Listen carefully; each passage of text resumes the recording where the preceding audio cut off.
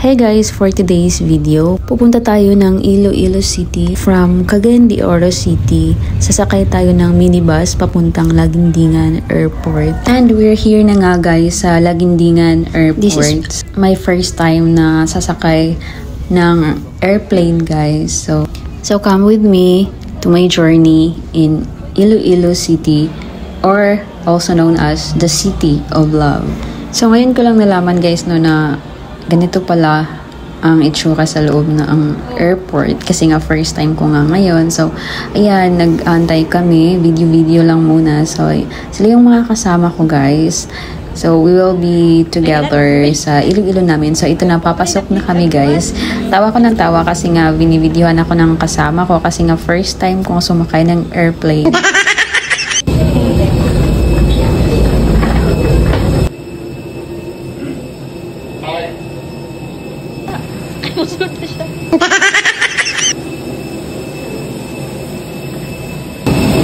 Daya. Sa tinakadan. Grabe na gano'n. Oh.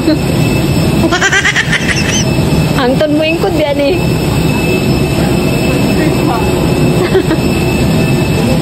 Hello guys!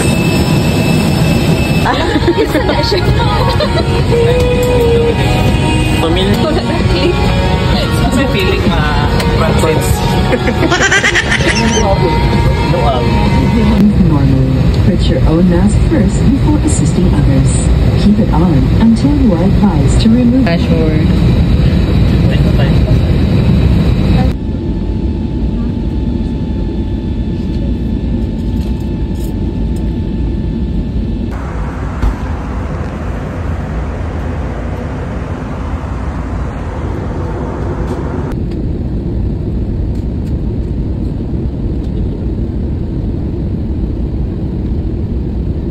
Captain Ignacio and First Officer Vergara, together with your in-flight cabin crew, we thank you for making Cebu Pacific a part of your report at OS. It was truly a pleasure having you all on board, and we also hope to fly you to more fun in the future.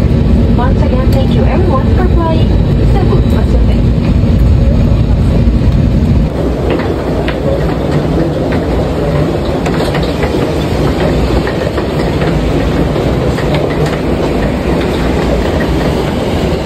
And we just arrived here in Iloilo City guys, and wow, the moment we stepped out, I could already feel the warm and laid-back vibe of the city. Pagdating namin sa kung saan kami magstay, naghanap agad kami kung saan kami pwedeng kumain, and sobrang sulit. First meal pa lang, panalo na guys, super sarap. Maaga kaming nagising, 5:30 AM to go for a jog and enjoy the fresh morning vibes here in Iloilo. And guys, look at that clock tower, ang ganda sobra, grabe, worth it talaga gumising ng maaga dito sa Iloilo City guys.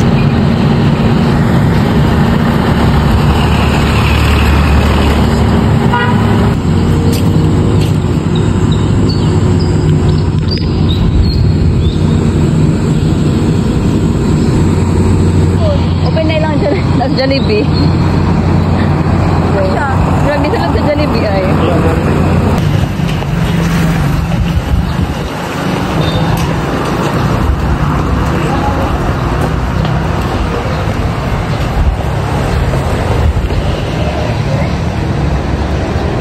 Enjoy the morning view dito sa Iloilo guys, dahil ipapakita ko sa inyo yung mga nice na mga tanawin, mga buildings na madadaanan namin while jogging. Enjoy!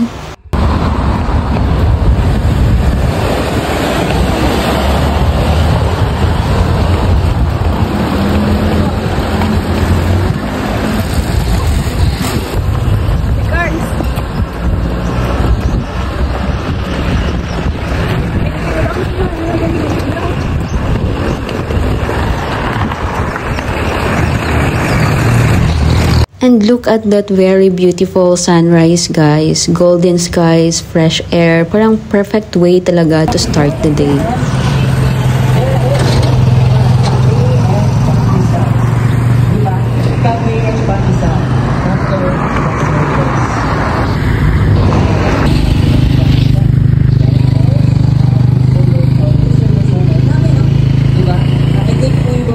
Napadaan kami dito sa nagtitinda ng kakanin na to guys. I forgot talaga the name but it was so great. Ang sarap talaga guys. Ilonggo snacks really hit different.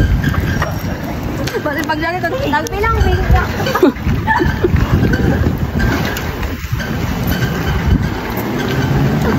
Pag-itaw na lang.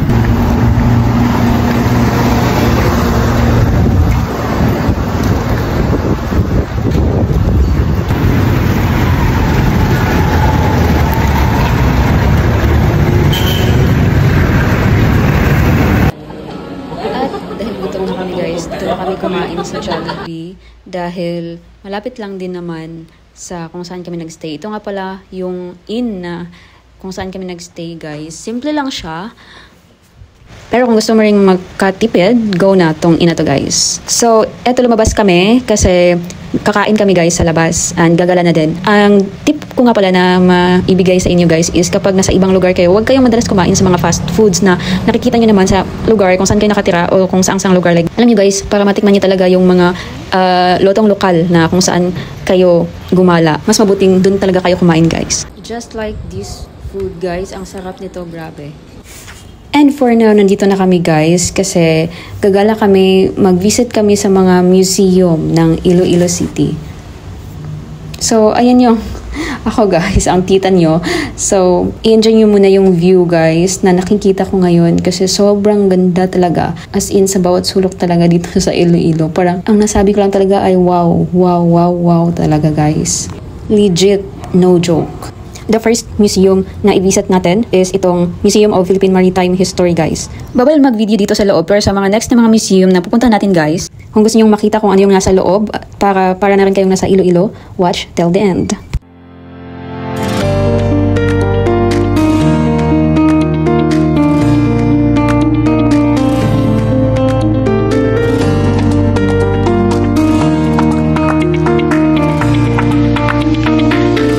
And now guys, we're here in the Molo Plaza, the lovely plaza in front of the iconic Gothic style church in Iloilo's Molo district, which is called the Molo Plaza, a historic town square just before the famous Saint Anne Parish Church, commonly known as Molo Church.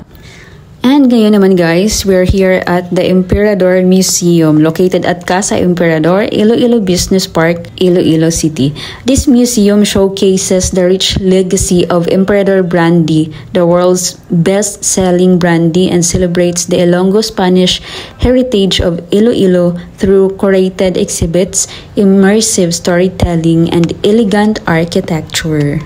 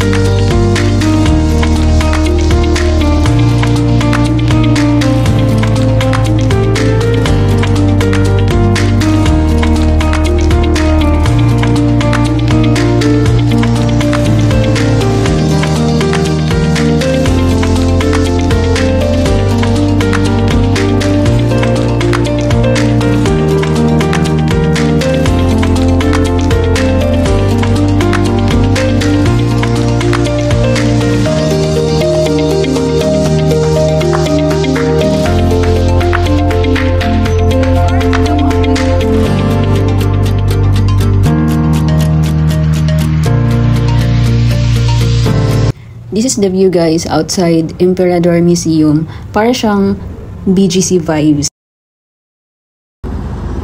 This is the Iloilo Festive Walk naman guys. Sobrang ganda. And dadalhin ko kayo doon sa pinaka-favorite ko talaga na part dito sa Festive Walk guys. Look at that. Grabe guys, ang ganda talaga. Wala na akong ibang nasabi kundi wow, as in. Tingnan, dili na ako. Please, mag dito. 21 pa na, 21.